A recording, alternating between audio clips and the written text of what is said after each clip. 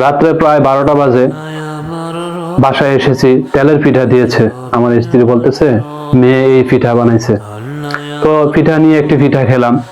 খাওয়ার পরে বলতেছি ভাত রেডি করো। তখনই সেই দিনের কথা মনে পড়ে গেল যে এমন একটা সময় ছিল আমার নবী সাল্লাল্লাহু আলাইহি ওয়াসাল্লাম এই সামান্য পিঠাটুকু খেতে পারেন নাই। আল্লাহ।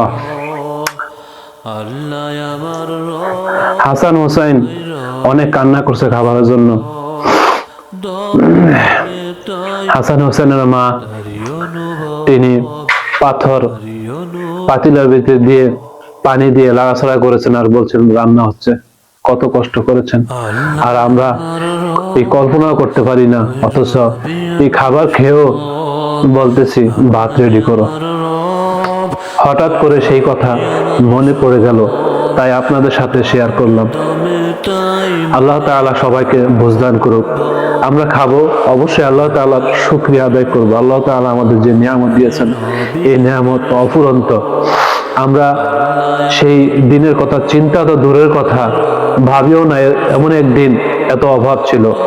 এত অভাবের মাঝেও তাদের ঈমান কত মজবুত।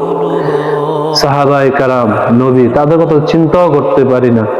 অথচ সাধারণ আপনার সাহাবা তারা কেমন ছিলেন, তাদের জিন্দেগি আমরা ধারণ করতে পারছি কিনা একটু চিন্তা করি, নিজেদেরকে জিজ্ঞেস করি। অবশ্যই আমরা যে কোনো খাবার খাবো শুকরিয়া আদায় করবো যে আল্লাহ তুমি আমাদেরকে কত বড় নিয়ামত দিয়েছো, কোনো অভাব দাও না, পেট ভরে খাচ্ছি। খানা খেয়েও আবার নিয়মিত যে 3 বেলা ভাত খাই সেটা চাইতেছি। আল্লাহ তাআলা আমাদেরকে নিয়ামতের শুকরিয়া আদায় করার তৌফিক দান করুক। আসসালামু আলাইকুম ওয়া রাহমাতুল্লাহ।